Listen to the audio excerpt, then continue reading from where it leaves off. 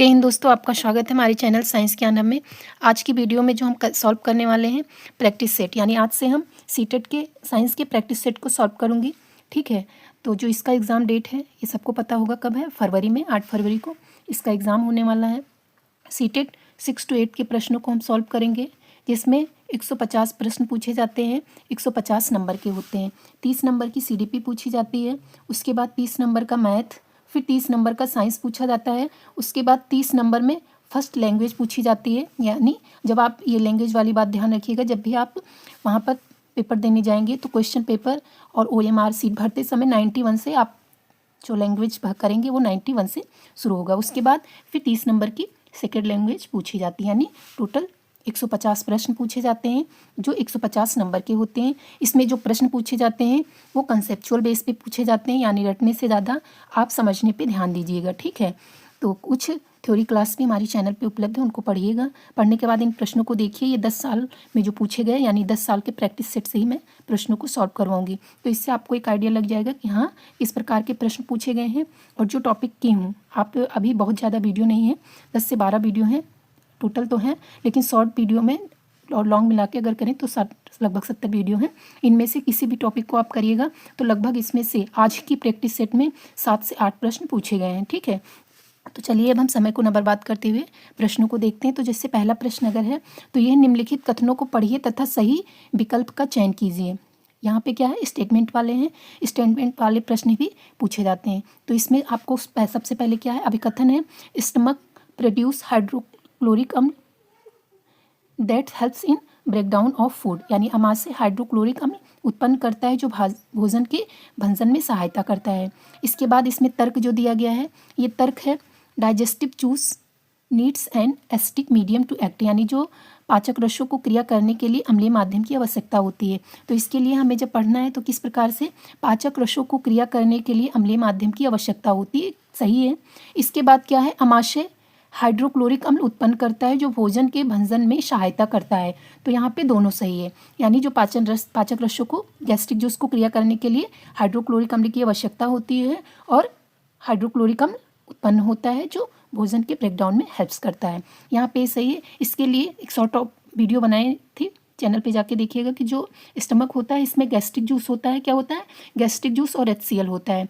ठीक है, तो इसमें जैसे पेप्सिन है, रेनिन है, लाइबेज है, ये सब क्या करते हैं, जैसे पेप्सिन है प्रोटीन पाचन के लिए, रेनिन है बच्चों में केशिन के दूध के पाचन के लिए, लाइपेज फैट्स के पाचन के लिए पाए जाते हैं। और इसके बाद जो ये है हाइड्रोक्लोरिक अम्ल, ये क्या करता है, आमाशय में जो भी बैक्टीरिया हैं, ठीक है, उनको ये मारता है।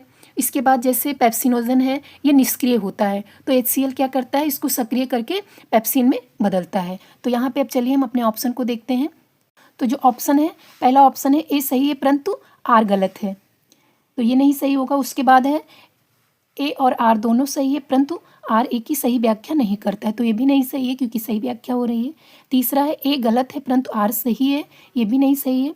चौथा है A और R दोनों सही है तथा R A की सही व्याख्या करता है, तो इसमें हमारा D सही जाएगा। कौन सा सही है, D सही है।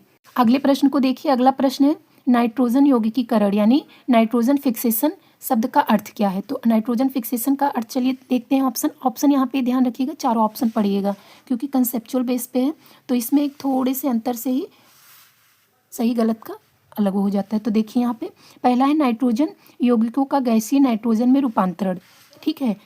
दूसरा है मृदा में उपस्थित जीवाणुओं द्वारा अमोनिया का नाइट्रेट में रूपांतरण, यहाँ पे प्रोसेस ये भी होती है लेकिन यहाँ पे आप चारों देखिए। इसके बाद तीसरा है मृदा जैव पदार्थ में उपस्थित नाइट्रोजन का वापस मृदा में अभिमुक्त करना, यानी वापस छोड़ना, रिलीज करना, ठीक है। इसके बाद चौथा जो है ये है जीवित प्राणियों के लिए अधिक प्रयोग लायक रूप हेतु वायुमंडलीय नाइट्रोजन का रूपांतरण। तो यहाँ पे देखिए चारों ऑप्शन पढ़ने के बाद आपको यही समझ में आया ना कि जीवित प्राणियों के लिए अधिक प्रयोग लायक रूप हेतु वायुमंडलीय नाइट्रोजन का रूपांतरण, तो इसमें हमारा कौन सा सही है, D सही है। अगले प्रश्न को देखिए। अगला प्रश्न है निम्नलिखित में से किस अवस्थिति में स्प्रिंग में न्यूनतम यानी कम से कम स्थितिज ऊर्जा होगी। तो यहाँ पे क्या पूछा जा रहा है, पोटेंशियल एनर्जी पूछी जा रही है, किसमें, स्प्रिंग में, और सबसे कम, स्प्रिंग में सबसे कम पोटेंशियल एनर्जी पूछी जा रही है। चलिए ऑप्शन को देखिए। तो यहाँ पे जो ऑप्शन दिया है, पहला ऑप्शन है स्प्रिंग को ना तो संपीड़ित किया गया है और ना ही खींचा गया है तथा वह भूमि पर पड़ा हुआ है। ठीक है, दूसरा ऑप्शन है स्प्रिंग को न्यूनतम तक संपीड़ित किया गया है, यानी जो स्प्रिंग है उसको सब हल्का दबाया गया है और फिर भूमि पर पड़ा हुआ है। उसके बाद तीसरा है स्प्रिंग को न्यूनतम तक संपीड़ित किया जाता है तथा वह ऊंचाई पर रखा जाता है। चौथा है स्प्रिंग को अधिकतम तक खींचा जाता है तथा उसे ऊंचाई पर रखा जाता है। तो इसमें ऑप्शन ए सही जाएगा। कौन सा है? ऑप्शन ए जो है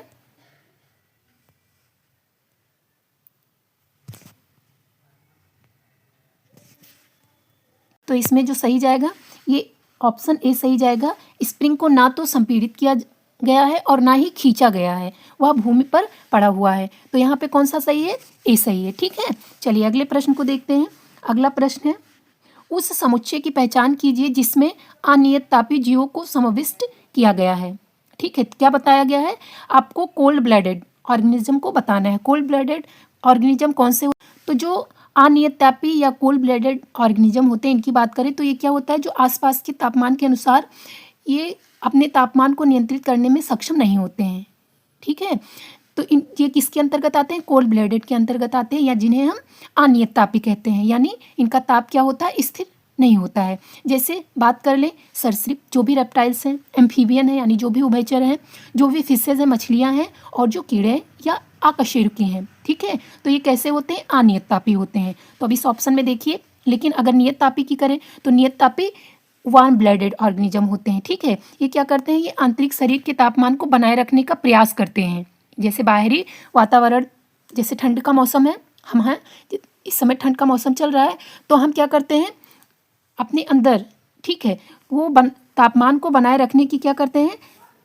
कोशिश करते हैं। और हमारे पास ये क्षमता भी होती है, क्योंकि देखिए मौसम जिस प्रकार से बदलता है और हम इधर से उधर कहीं भी आते जाते हैं, कैसे भी हैं, तो हम उसको बनाकर रखते हैं। यानी हमारे आंतरिक शरीर में क्या होता है? तापमान को बनाए रखने का प्रयास करने का क्षमता होता है। ठीक है, तो चलिए देखते हैं। जैसे कि जो भी पक्षियाँ हैं और स्तनधारी हैं, तो इनके अंदर ये गुण होता है। ये कैसे होते हैं? वार्म ब्लडेड होते हैं। जिससे कुछ पक्षियाँ होती हैं जो समुद्री इलाकों से होती हैं, तो वो फिर क्या करती हैं? उन्हें प्रवास करती हैं, यानी मौसम के हिसाब से वो इधर से उधर प्रवास करती हैं। तो अब यहाँ पे हम क्या देख रहे हैं? अनियत तापी देख रहे हैं। तो अनियत तापी के अंतर्गत हम आपसे क्या बताएं? जो भी रेप्टाइल्स हैं, मछलियाँ हैं, और क्या है? एम्फीबियन है, और कीड़े या आकशेरुक हैं। तो इसमें पहला क्या है? छिपकली है, तोता है और डॉल्फिन है। तो इसमें पक्षियाँ क्या है? पक्षियाँ नियत तापी में, अनियत तापी में नहीं है, तो ए नहीं सही है। उसके बाद कबूतर, मानो, छिपकली, ये भी नहीं सही है। उसके बाद क्या है? सर्प है, मेढक है और काकरोच है। तो इसमें सी सही जाएगा, क्योंकि जो सर्प है यानी स्नेक है, ये क्या है? रेप्टाइल्स है, फ्रॉग एम्फीबियन है, और काकरोच कीड़ों में है। ठीक है, तो सी सही है। चलिए अगले प्रश्न को देख। तो अगला प्रश्न है निम्नलिखित में से कौन से मात्रकों के युग्मों को समान भौतिक राशियों को मापने के लिए प्रयोग किया जाता है? यानी इसमें आपको क्या बताना है? मात्रक बताना है जिन्हें एक ही भौतिक राशि को मापने के लिए उपयुक्त करते हैं। तो पहला है किलोग्राम मीटर पर सेकेंड स्क्वायर या न्यूटन मीटर। उसके बाद दूसरा है किलोग्राम मीटर स्क्वायर पर सेकेंड स्क्वायर, ठीक है, वाट सेकेंड। उसके बाद सी में है किलोग्राम मीटर पर सेकेंड स्क्वायर और वाट सेकेंड है। उसके बाद डी है किलोग्राम मीटर स्क्वायर पर सेकेंड स्क्वायर पर जूल पर सेकेंड है। तो इसमें जो ऑप्शन सही जाएगा ये आपका बी सही है। ठीक है, कौन सा सही है? बी सही है। बी क्यों सही है? क्योंकि जो किलोग्राम मीटर स्क्वायर पर सेकेंड स्क्वायर और क्या है, दूसरा है वाट सेकेंड, ये क्या है? समान भौतिक राशियों को मापते हैं। जैसे ऊर्जा का मात्रक जूल है और वाट सेकेंड भी क्या है? ऊर्जा का मात्रक है। ठीक है, तो यहाँ पे कौन सा सही जाएगा? बी सही जाएगा। अगला प्रश्न है, देखिए प्रश्न ऐसे ही सीटेट में पूछे जाते हैं क्योंकि प्रीवियस ईयर के ही क्वेश्चन पेपर हैं। तो चलिए देखते हैं। निम्नलिखित अनुच्छेदों को पढ़िए तथा उस शब्द समूह वाले विकल्प का चयन कीजिए जो कि सही प्रकार से दिए गए कर्म में रिक्त स्थानों को भरे। ठीक है, तो यहाँ पे इसी प्रकार से प्रश्न पूछे जाते हैं, तो इसीलिए इसमें क्या है? समझ की जरूरत है। तो क्या है? निषेचन के समय पिता के स्पर्म यानी फर्टिलाइजेशन के समय जो पिता के स्पर्म और माता के ओवम संलयित होते हैं यानी फ्यूज होते हैं, तो क्या बनता है? डब्लू बनता है, जो कि बारंबार विभाजित होकर केशिकाओं के गोले में बदल जाते हैं। केशिकाएं विभिन्न अंगों और ऊतकों में परिवर्धित होने लगती हैं। इस विकसित होती संरचना को यक्ष कहते हैं, जो कि वायु की दीवार में रोपित हो जाता है। ठीक है, उसके बाद क्या है? यक्ष की वह अवस्था जिसमें सभी शारीरिक भागों की पहचान हो सके वो जेट कहलाता है। अब यहाँ पर आपको ये बताना है। तो यहाँ पर आप ये देखिए, यानी फर्टिलाइजेशन के समय क्या होता है, जो पिता का स्पर्म और माँ का ओवम है, तो जब वो बनते हैं तो क्या हो जाता है, वहाँ पर किसका फॉर्मेशन होता है, युग्मनज का, यानी जाइगोट बनता है। ठीक है, तो यहाँ पे सबसे पहले जाइगोट ध्यान रखिए। ठीक है, उसके बाद दूसरा क्या है, जो कि बारंबार विभाजित होकर कोशिकाओं के गोले में बदल जाती हैं, यानी ब्लास्टोसिस होता है। उसके बाद क्या होता है, कोशिकाएं विभिन्न अंगों और ऊतकों में परिवर्धित होने लगती हैं।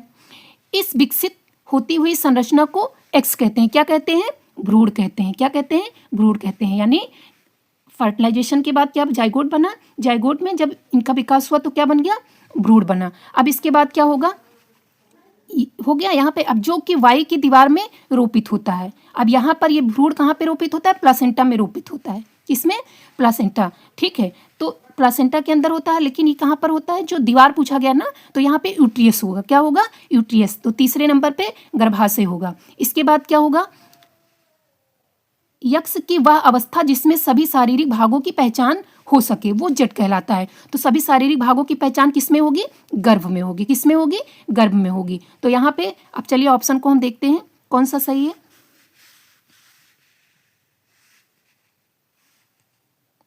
तो सबसे पहले क्या है, फर्टिलाइजेशन के बाद क्या बनता है, जाइगोट बनता है, जिसको क्या बोलते हैं, युग्मनज बोलते हैं।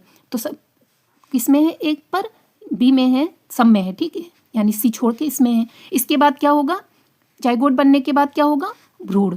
तो भ्रूण दूसरे नंबर पे किस में है, बी में। ठीक है, बी में। इसके बाद फिर क्या होगा, ये कहाँ पर जाएगा, किसकी दीवार से, यूट्रियस से। ठीक है, उसके बाद फिर जहाँ पर अंगों की पहचान होगी गर्भ होगा। तो इसमें बी ऑप्शन सही है। अब अगला प्रश्न है, निम्नलिखित अपक्रियाओं में से कौन सी संभव नहीं है। आपको बताना है कौन सा रिएक्शन पॉसिबल नहीं है। तो पहला क्या है, PbSO4 प्लस आयरन। इसके बाद दूसरा क्या है, एल्युमिनियम का कॉपर सल्फेट के साथ। उसके बाद जिंक का कैल्शियम सल्फेट के साथ। उसके बाद यहाँ पर मैग्नीशियम से। तो यहाँ पे सबसे पहले आपको ध्यान रखना है क्या, हाईली रिएक्टिव एलिमेंट का। तो उसकी अगर हम बात करें तो है, सबसे पहले आता है पोटेशियम। 1 सेकेंड। तो इसको जानने से पहले सबसे पहले जानना आवश्यक है हाईली रिएक्टिव एलिमेंट। ठीक है, यानी अब या वाले जो तत्व होते हैं तो उसमें तो सबसे पहले आता है पोटेशियम, उसके बाद आएगा सोडियम, उसके बाद आएगा कैल्शियम, फिर आएगा मैग्नीशियम, फिर आएगा एल्युमिनियम, उसके बाद आएगा जिंक, फिर आएगा आयरन। आयरन हो गया। उसके बाद फिर आता है लेड। क्या आएगा, लेड आता है। इसके बाद आ जाता है हाइड्रोजन। और भी हैं, अब यहाँ पे देखिए, यहाँ पे सारे मौजूद हैं। तो यहाँ पे आयरन भी है, एल्युमिनियम भी है, जिंक भी है और मैग्नीशियम। ठीक है, तो अब यहाँ पे ये ध्यान रख दीजिए, यहाँ पे अब हम अगर बात करें तो ये क्या है, लेड है और आयरन है। तो लेड से ज़्यादा कहाँ पर, आयरन है ना, तो ये सही जाएगा। इसके बाद एल्युमिनियम है और कॉपर है। तो एल्युमिनियम सबसे पहले आता है, इसके बाद फिर कॉपर हम नहीं लिखे, कॉपर नीचे है। ठीक है, इसी हाइड्रोजन के बाद कॉपर होता है। ठीक है, हाइड्रोजन के बाद क्या है, कॉपर है। इसके लिए मैं एक शॉर्ट वीडियो बना दूंगी और शॉर्ट ट्रिक के साथ, जैसे कैटरीना ने कार मांगी, आल्टो जैन फरारी, फिर भी हाई क्यों मिली सिल्वर प्लेटेड ऑडी। ठीक है, तो ये शॉर्ट ट्रिक है इन अपक्रिया तत्वों को याद करने की। तो यहाँ पे फिर ये भी कौन सा बात कर रहे हैं हम, निगेटिव पूछा है ना, तो यहाँ पे बी भी सही है। ठीक है, उसके बाद आता है सी। सी में क्या है, जिंक। जिंक आपका यहाँ पर आता है। ठीक है, और कैल्शियम यहाँ पर है। तो यहाँ पे ये पॉसिबल नहीं है। ठीक है, क्योंकि क्या है, ये हाईली रिएक्टिव नहीं है, इससे ज़्यादा रिएक्टिव ये है। तो जब ये कम रिएक्टिव है तो इसके साथ क्रिया नहीं करेगा। तो यहाँ पे सी सही जाएगा। यहाँ मैग्नीशियम भी जिंक के साथ कर लेगा, क्योंकि मैग्नीशियम यहाँ पर है। ठीक है, ये मैग्नीशियम ये है और जिंक यहाँ पर है। तो मैग्नीशियम जिंक से हाईली रिएक्टिव है, तो यहाँ पे अब क्रिया हो जाएगी। तो यहाँ पे हमारा सी सही गया है। अगले प्रश्न को देखिए। अगला प्रश्न है, निम्नलिखित में से कौन से ग्राफ सीधी रेखाएं यानी रिच रेखाएं, ये फिजिक्स का प्रश्न है। ठीक है, इस टॉपिक को मैं नहीं पढ़ाई हूँ। तो इसमें क्या है, पहले देखिए, विराम अवस्था में पिंड वस्तु की दूरी समय ग्राफ है। दूसरा है एक समान त्वरण के साथ गतिमान पिंड वस्तु का वेग या समय ग्राफ। तीसरा है एक समान त्वरण के साथ गतिमान पिंड या वस्तु की दूरी समय ग्राफ। तीसरा है विराम अवस्था में पिंड या वस्तु का वेग समय ग्राफ। तो इसमें हमारा कौन सा सही जाएगा, इसमें सही ए है। ठीक है, ए है। कौन सा सही है, ए सही है। इसमें क्या है कि जो ये समय ग्राफ बनाएंगे, यानी विराम अवस्था में पिंड है और वो जो वस्तु की दूरी है, ये क्या है, ये समय ग्राफ बनाते हैं। तो इस टॉपिक को इसको हम देख चुके हैं। अब इसमें चलिए देखते हैं। तो इसमें यहाँ पे है क्या है, विराम अवस्था ए सही है यहाँ पे, ठीक है। कौन सा, ए भी सही है और बी भी सही है, यानी जो एक समान त्वरण के साथ गतिमान पिंड और वस्तु का वेग, ये क्या है, समय ग्राफ बनाएंगे। इसके बाद ये डी भी सही है। तो ए बी डी किस में है, ए में है, किस में है, ए में है। तो इसका हमारा कौन सा सही जाएगा, ए सही जाएगा। जो ए बी और डी है इसमें सही है, ये समय ग्राफ बनाते हैं। तो भी यहाँ पे जो तीसरा प्रश्न है, ये है 4 द्रव ए बी सी और डी के घनत्व नीचे दिए गए हैं, ठीक है। इनकी डेंसिटी क्या है, नीचे दी गई है। अब इसमें आपको ये बताना है कि कौन सा किस में तैरेगा और कौन सा किस में डूबेगा। तो इसमें ये किस पे डिपेंड करता है, घनत्व पे, किसमें, घनत्व पे यानी डेंसिटी पे डिपेंड करता है। तो ए का क्या है 785 है, बी का 820 है, सी का 924 है और डी का क्या है 1020 है। तो इसमें जो ऑप्शन दिए गए हैं, ऑप्शन देखिए। ए ऑप्शन है, एक बिंब जो द्रव सी में तैरता है, यानी जो द्रव सी में तैरता है वह द्रव ए में भी तैर सकता है और नहीं भी।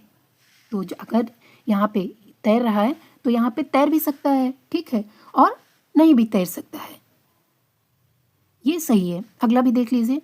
अगला क्या है, अगला है एक बिंब जो द्रव ए में तैरता है, ठीक है, वह द्रव में भी तैर सकता है और नहीं भी, ये नहीं सही है, ठीक है, ये नहीं सही है।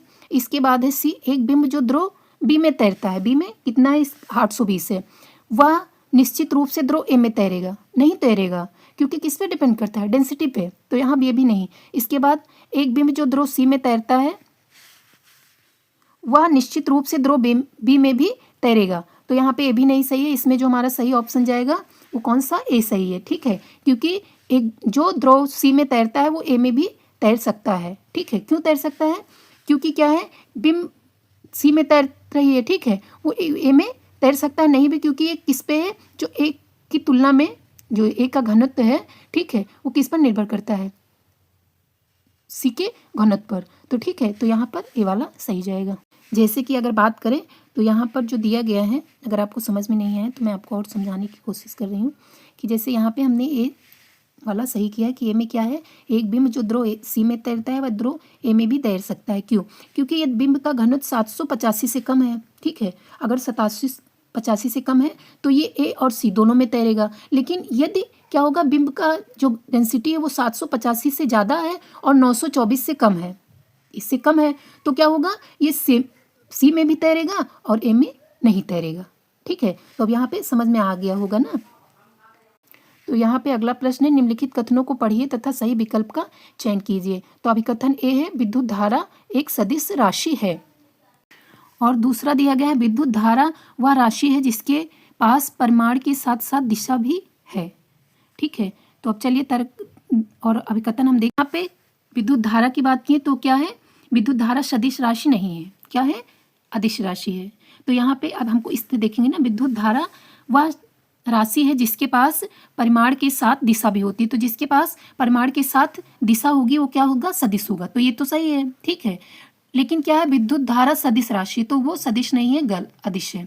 तो यहाँ पे हमारा क्या जाएगा, ए सही है, क्या है, ए गलत है, परंतु कारण आर सही है। कारण तो सही दिया है ना कि विद्युत वह राशि है जिसके पास परिणाम के साथ दिशा होती है, जिसके पास परिणाम के साथ दिशा होगी वो सदिश राशि होगी। लेकिन जो विद्युत धारा है वो अदिश राशि है, तो ए गलत है लेकिन आर सही है। तो किसमें ऑप्शन, चलिए देखते हैं।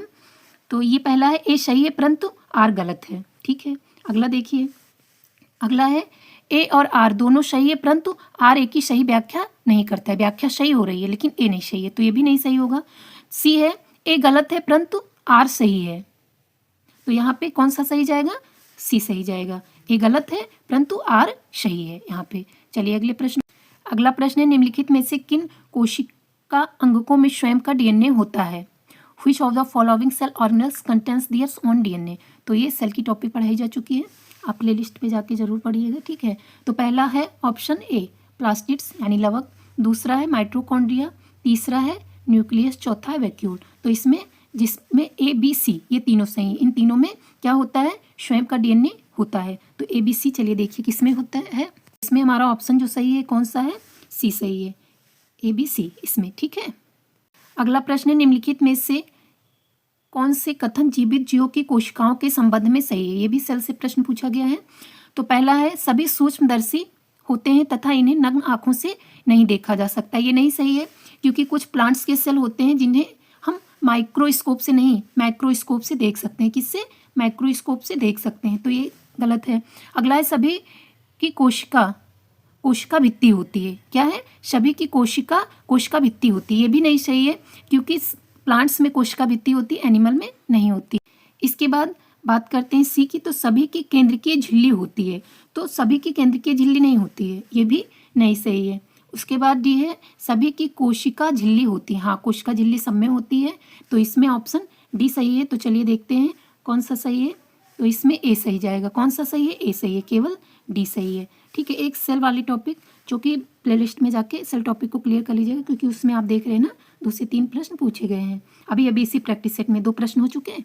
चलिए अगला प्रश्न है उस समुच्चय का चयन करना है जो कॉलम ए में दिए गए अवशिष्ट यानी कुछ कचरे हैं इस प्रकार कॉलम बी में जो मतलब अपघटन हो रहे हैं करने के समय को बताया गया है। कचरा है और उसके समय के अपघटन में कितना समय लग रहा है ये बताया। कॉलम को देखते हैं, तो ये कॉलम दिया गया है। तो कॉलम ए में क्या है? प्लास्टिक की बोतल। तो प्लास्टिक की इसको यहाँ ठीक है, प्लास्टिक की जो बोतल है कितने समय में अपघटन होगा इसका? ठीक है, तो पहला क्या है? 2 से 5 महीने। ठीक है, इसके बाद अगला जो दिया है 1 से 2 सप्ताह, तीसरा है 10 से 30 दिन और चौथा है 4 साल। तो जो प्लास्टिक होता है इसके अपघटन में बहुत समय लग जाता है। ठीक है, तो इसको हम अनेक वर्षों का कर सकते हैं। 5वां भी दिया है, हाँ अनेक वर्ष है। ठीक है, तो इसमें कौन सा सही है? इसके सामने लिख लीजिए 5। एक का कौन सा जाएगा? 5वां जाएगा। यहाँ पे एक का 5 है। इसके बाद जो सिल्क स्कार्फ है यानी रेशमी रुमाल है इसके लगभग 4 वर्ष लग जाएंगे। हम देख चुके हैं ना ऑप्शन में कितना है? 4 वर्ष। इसके बाद फिर देखिए अगला है ये है सूती कमीज। क्या है? Cotton shirt. इसको लगभग कितना समय लग जाता है? तो इसको लगभग 2 से 5 महीने लग जाते हैं। कितने लग जाते हैं? 2 से 5 महीने। तो यहाँ पे हम नहीं लिखे हैं, तो यहाँ पे लिख लीजिए बी में कौन सा सही है? 4 वर्ष। ठीक है, तो 4 वर्ष किसमें है? 4th। उसके बाद सूती कमीज को लगभग कितना लग रहा है? 2 से 5 माह। तो 2 से 5 माह किसमें था? ए में, है ना। इसके बाद डी है बनाना पेस यानी जो केले का छिलका है उसको लगभग 1 से 2 सप्ताह। तो 1 से 2 सप्ताह दूसरा है। तो कौन सा सही जाएगा इसमें? 5 4 1 2 3। 5 4 1 2 3। चलिए देखते हैं किसमें है। 5 4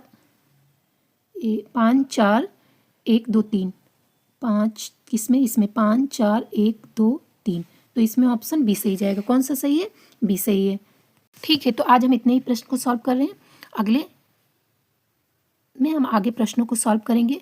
तो पहला दिन था, आपको कितना समझ में आया है? ठीक है, ये कमेंट जरूर करिएगा और हम हर जो 10 साल में प्रश्न पूछे गए हैं उनको सॉल्व करवाने की कोशिश करूँगी। देखने के लिए धन्यवाद। कमेंट करना बिल्कुल मत भूलिएगा। चैनल को सब्सक्राइब भी करिए।